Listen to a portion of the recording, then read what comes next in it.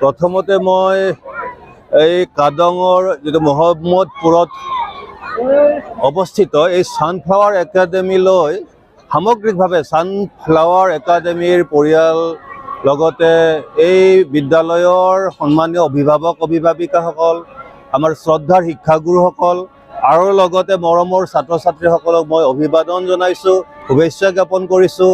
আৰু মই আশা ৰাখিছোঁ যে এই অঞ্চলৰ শিক্ষাৰ ক্ষেত্ৰত এই ছানফ্লাৱাৰ একাডেমীয়ে যি এটা ভূমিকা গ্ৰহণ কৰি আছে, শিক্ষাৰ ক্ষেত্ৰত এটা আচলতে আন্দোলন তেওঁলোকে কৰিছে, অভিযান চলাই আছে, তাৰ বাবে তেওঁলোকক মই কৃতজ্ঞতাৰ ধন্যবাদ জ্ঞাপন কৰিছোঁ।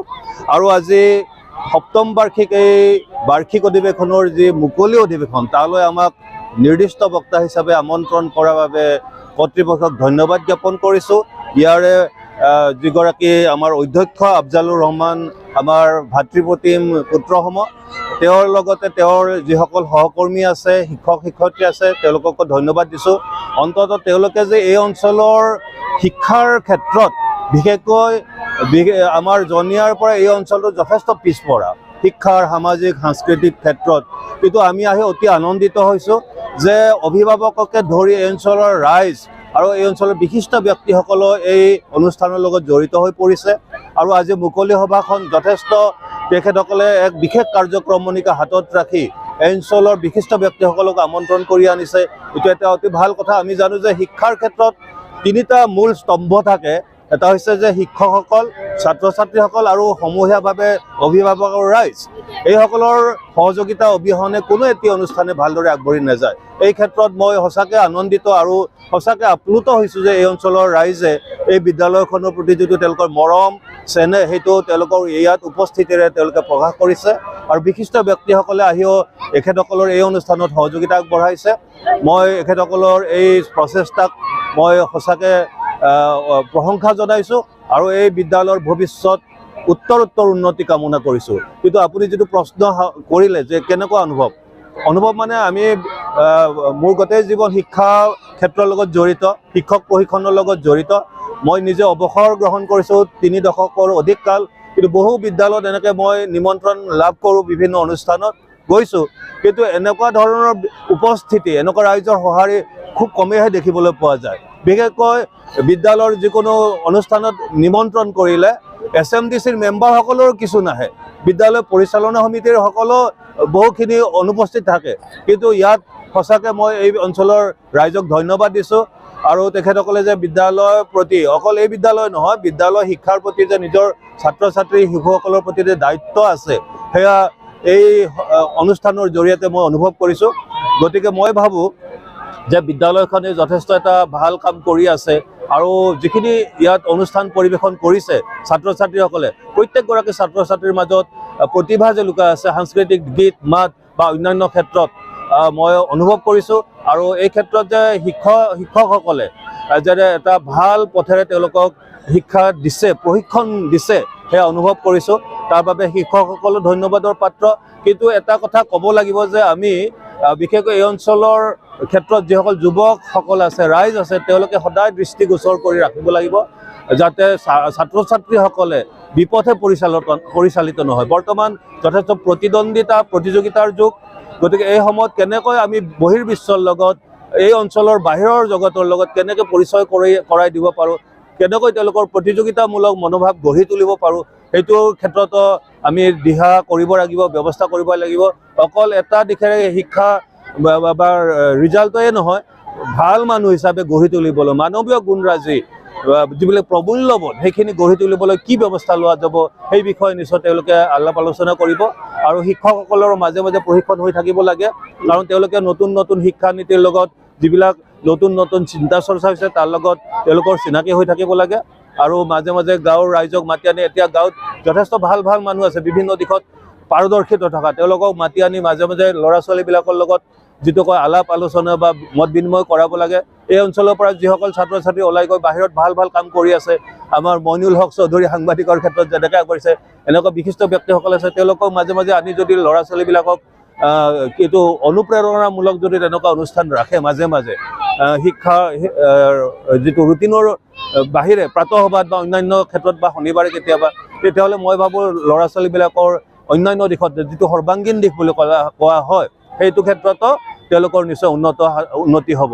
গতিকে মই ইয়াকে কামনা কৰিছোঁ আৰু মই আশা ৰাখিছোঁ সকলোৰে সহযোগিতাত এই ছানফ্লাৱাৰ একাডেমীয়ে আজি ৭ম বাৰ্ষিকত ভৰি দিলে।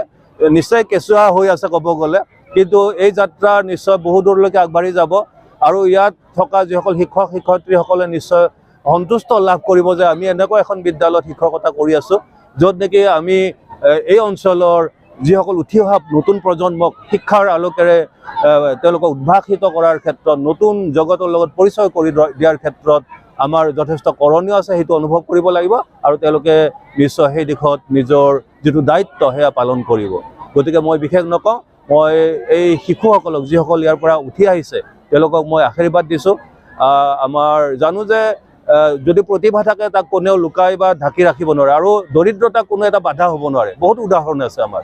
গতিকে চিন্তা চৰ্চা লাগিব, উৎসাহ দিব লাগিব আৰু নতুন পন্থা যিটো আমি কোৱা হয় এতিয়া শিক্ষাৰ ক্ষেত্ৰতে হওক বা সামাজিক ক্ষেত্ৰত হওক যথেষ্ট ৰাস্তা মুকলি হৈছে আমাৰ দিনতকৈ, সেই ৰাস্তাবিলাকৰ লগত পৰিচয় কৰাই দিব লাগিব আৰু গাঁৱৰ ৰাইজেও চাব লাগিব যে নিজৰ এই অঞ্চলৰ ল'ৰা ছোৱালীবিলাক যাতে যিটো কোৱা হয় নিচাগ্ৰস্ত দ্ৰব্যৰ প্ৰতি আসক্তি বা অন্যান্য ক্ষেত্ৰত যিটো বিপথে যোৱাৰ কথা সামাজিক ক্ষেত্ৰত সেইবিলাকৰ ক্ষেত্ৰতো নিশ্চয় তেওঁলোকে লক্ষ্য ৰাখিব। মই যথেষ্ট কৈছোঁ। গতিকে এইখিনি কোৱাৰ সুযোগ দিয়াৰ বাবে সাংবাদিক বন্ধুবৰ চৌধুৰীকে প্ৰমুখ্য কৰি আমাৰ যিসকল আমাৰ কৰ্মকৰ্তা আছে আটাইকে ধন্যবাদ দিছোঁ আৰু ভৱিষ্যতে নিশ্চয় কেতিয়াবা এনেকুৱা ভাল কামত যেতিয়া নিমন্ত্ৰণ কৰে নিশ্চয় আহিম। ইয়াকে কৈ সকলোলৈকে শুভেচ্ছা জনাইছোঁ আৰু ধন্যবাদ জ্ঞাপন কৰিছোঁ। হয়, আমাৰ ছানফ্লাৱাৰ একাডেমীৰ ৭ম বাৰ্ষিক অধিৱেশন 3দিনীয়া বৰ্ণাঢ্য কাৰ্যক্ৰমণিকাৰে আৰম্ভ হৈছে। 30 নৱেম্বৰ, 1 ডিচেম্বৰ আৰু 2 ডিচেম্বৰ আজি তাৰে মুকলি অধিৱেশন। ইতিমধ্যে আমাৰ 2দিনীয়া কাৰ্যসূচী সমাপ্ত হৈছে। যোৱাকালি অৰ্থাৎ 1 ডিচেম্বৰ তাৰিখে আমাৰ বঁটা বিতৰণী আৰু সংগীত অনুষ্ঠান আছিল। আজি আমাৰ মুকলি অধিৱেশন। মুকলি অধিৱেশনৰ সভাপতিৰ আসন অলংকৃত কৰিছে ডক্টৰ আব্দুল হাকিম ডাঙৰীয়া, সহকাৰী অধ্যাপক বানিয়াৰাপাৰা মহাবিদ্যালয়। আমাৰ মাজত আহি ইতিমধ্যে উপস্থিত হৈছে আজিৰ মুকলি সভাৰ মুখ্য অতিথি সন্মানীয় ডক্টৰ শ্বেখ ফাৰুক আহমেদ, অধ্যক্ষ আঞ্চলিক মহাবিদ্যালয় মন্দিয়া, আৰু আমাৰ মাজত ইতিমধ্যে আহি উপস্থিত হৈছে নিৰ্দিষ্ট বক্তা সন্মানীয় ৰঞ্জিত কুমাৰ কলিতা ডাঙৰীয়া, অৱসৰপ্ৰাপ্ত জ্যেষ্ঠ প্ৰবক্তা জিলা শিক্ষা আৰু প্ৰশিক্ষণ প্ৰতিষ্ঠান বৰপেটা হাউলি, আৰু আমাৰ মাজত আমন্ত্ৰণ ৰক্ষা কৰি আমন্ত্ৰিত অতিথি হিচাপে উপস্থিত আছে সন্মানীয় মইনুল হক চৌধুৰী ডাঙৰীয়া, সভাপতি জনীয়া প্ৰেছ ক্লাব। তেখেতৰ লগত আৰু আমাৰ আমন্ত্ৰিত অতিথিসকল উপস্থিত আছে। আজিৰ এই কাৰ্যসূচীত সমূহ ৰাইজৰ সহায় সহযোগিতা আমি আন্তৰিকতাৰে কামনা কৰিছোঁ আৰু ইয়াৰ পিছতেই আমাৰ মুকলি অধিৱেশনৰ পিছতেই বাৰেবৰণীয়া সাংস্কৃতিক সমাৰোহ আছে। সাংস্কৃতিক সমাৰোহৰ বিশেষ আকৰ্ষণ হৈছে আমাৰ বিদ্যালয়ৰ কণ কণ ছাত্ৰ ছাত্ৰীসকল। তেখেতসকলৰ গোটেই বছৰৰ যিটো সাংস্কৃতিক পৰিশ্ৰম, সেই পৰিশ্ৰমৰ প্ৰতিচ্ছবি আজিৰ এই মঞ্চখনত প্ৰতিফলিত হ'ব বুলি আমি ছানফ্লাৱাৰ একাডেমীৰ পৰিয়ালবৰ্গৰ তৰফৰ পৰা আমি আন্তৰিকতাৰে কামনা কৰিছোঁ আৰু সদাশয় ৰাইজৰ সহায় সহযোগিতা আমি আন্তৰিকতাৰে কামনা কৰিছোঁ।